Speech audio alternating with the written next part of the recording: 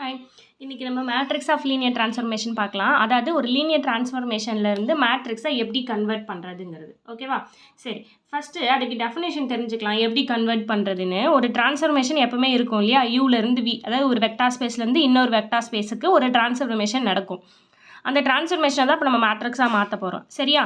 இப்போ இவங்க என்ன சொல்லியிருக்காங்க அப்படின்னா, இந்த யூ இருக்கு இல்லையா, டொமைன், அதுக்கு ஒரு பேசிஸ் கொடுத்துருக்காங்க. அதை தான் நான் B1ன்னு எடுத்திருக்கேன். அந்த B1ங்கிற பேசிஸ் என்னது? α1 α2 and so on alpha M, இல்லைனா ஆல்ஃபா என், ஆல்ஃபா எம் இல்லை ஆல்ஃபா என். ஓகேவா? சரி, அதே மாதிரி இப்போ என்ன பண்ண போகிறேன், விங்கிற வெக்டார் ஸ்பேஸுக்கும் நான் ஒரு பேசிஸ் எடுத்துக்கிறேன்.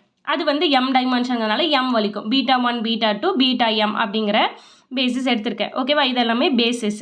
எதுக்கு? ஃபஸ்ட்டு டொமைனுக்கு ஒரு வெக்டார் ஸ்பேஸ், யூங்கிற வெக்டார் ஸ்பேஸுக்கு ஒரு பேசிஸ் எடுத்திருக்கேன். விங்கிற வெக்டார் ஸ்பேஸுக்கு ஒரு பேசிஸ் எடுத்திருக்கேன்.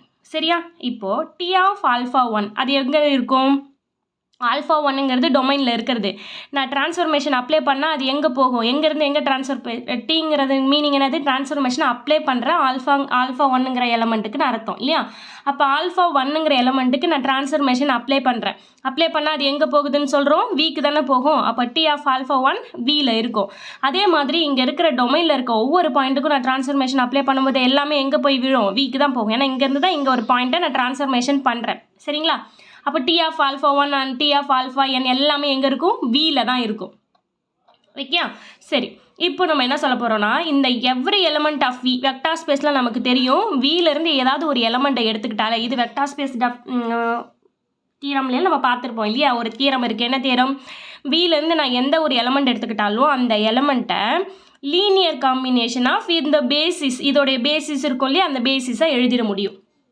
ஓகேவா? அதுதான் அந்த தியரம். அப்போ அதை தான் இங்கே சொல்கிறோம் பாருங்கள். எவ்ரி எலமெண்ட் ஆஃப் வி நான் என்னால் என்ன பண்ண முடியும்? Linear combination of the element of B2. அதாவது இந்த எலமெண்ட் இதோடைய பேசிஸ் இருக்கு இல்லையா, வியோடைய பேசிஸ், அந்த வியோடைய பேசிஸோட லீனியர் காம்பினேஷனாக எழுத முடியும். நல்லா தெளிவாக புரிஞ்சுக்கோங்க.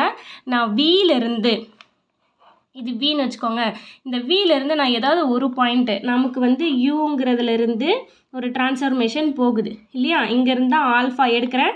அது இங்கே ட்ரான்ஸ்ஃபர்மேஷன் பண்ணும்போது டி ஆஃப் ஆல்ஃபாவாக போகும். சரியா? இப்போ என்ன சொல்கிறேன்னா, வியிலேருந்து நான் ஒரு பாயிண்ட் எடுத்துக்கிட்டேன்னா அந்த பாயிண்ட்டை இங்கே இருக்கிற பேசிஸோடைய லீனியர் காம்பினேஷனாக எழுத முடியும்னு அர்த்தம். அதுதான் இது மெயின் கான்செப்டே. இதை புரிஞ்சுக்கிட்டா போதும். இங்கேருந்து நான் ஒரு பாயிண்ட் எடுத்துக்கிட்டேன்னா அந்த பாயிண்ட் எப்படி எழுத முடியும்? இதில் இருக்க பேசிஸோடைய லீனியர் காம்பினேஷனாக எழுத முடியும். அப்போ பாருங்கள், டி ஆஃப் α1ங்கிறது எங்கே இருக்குது? வியில் தானே இருக்குது நம்ம சொல்லியிருக்கோம். அப்போ இந்த டி ஆஃப் α1 பியில் இருக்க B2ல் இருக்க லீனியர் காம்பினேஷனாக எழுதிக்கலாமா? இங்கே இருக்கிறது இல்லைனா B1 B2 Bn இல்லையா? அப்போது A11 β1 A12 β2 and so on A1n up to βn வரைக்கும் எழுதியாச்சு. ஓகேவா? புரிஞ்சிச்சா? நம்ம என்ன பண்ணியிருக்கோன்னு ஜஸ்ட்டு நம்ம என்ன பண்ணியிருக்கோம்? லீனியர் காம்பினேஷனாக தான் எழுதியிருக்கோம். இது வந்து ஆல்ஃபா எம் தான், இதுதான் βn. ஓகேவா? சரி, அடுத்தது டி ஆஃப் α2. அதே மாதிரி α2ங்கிறத என்ன பண்ணிக்கலாம்? β1 β2 βn லீனியர் காம்பினேஷனாக எழுதியிருக்கேன். இங்கே A11 A22 எல்லாம் கான்ஸ்டன்ட் தான். அதாவது C1 அப்படின்னு எழுதுவோம் இல்லையா? அதுக்கு பதிலாக தான் இங்கே நான் எலமெண்ட் கொடுத்துருக்கேன். ஏன்னா இங்கே nm எலமெண்ட்ஸ் இருக்குது இல்லையா? அதனால் mn எலமெண்ட்ஸ் இருக்கிறதுனால நான் என்ன பண்ணிக்கிறேன்?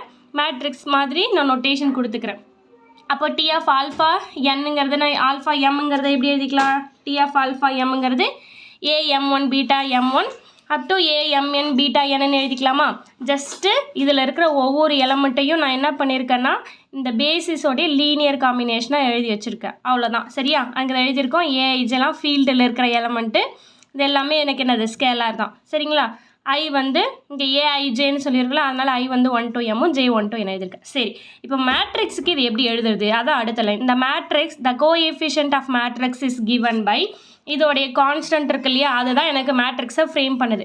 அப்போ A11 A12 up to A1n. அதே மாதிரி இங்கே AM1லேருந்து AMN வரைக்கும் எழுதிட்டோம். ஓகேவா? புரிஞ்சிச்சா? அப்போ மேட்ரிக்ஸ் என்னன்னு உங்களுக்கு தெளிவாக தெரிஞ்சிச்சா? என்ன பண்ணணும்? முதல்ல இங்கே கோடொமைனில் இருக்கிற ஒரு பாயிண்ட் எடுத்துக்கிட்டு அந்த பாயிண்ட்டில் இருக்கிற அந்த பாயிண்ட்டை எப்படி எழுத போகிறேன்? இந்த B2வோடைய லீனியர் காம்பினேஷனாக எழுத முடியும். அது மட்டும்தான் நம்மளோட எய்ம்.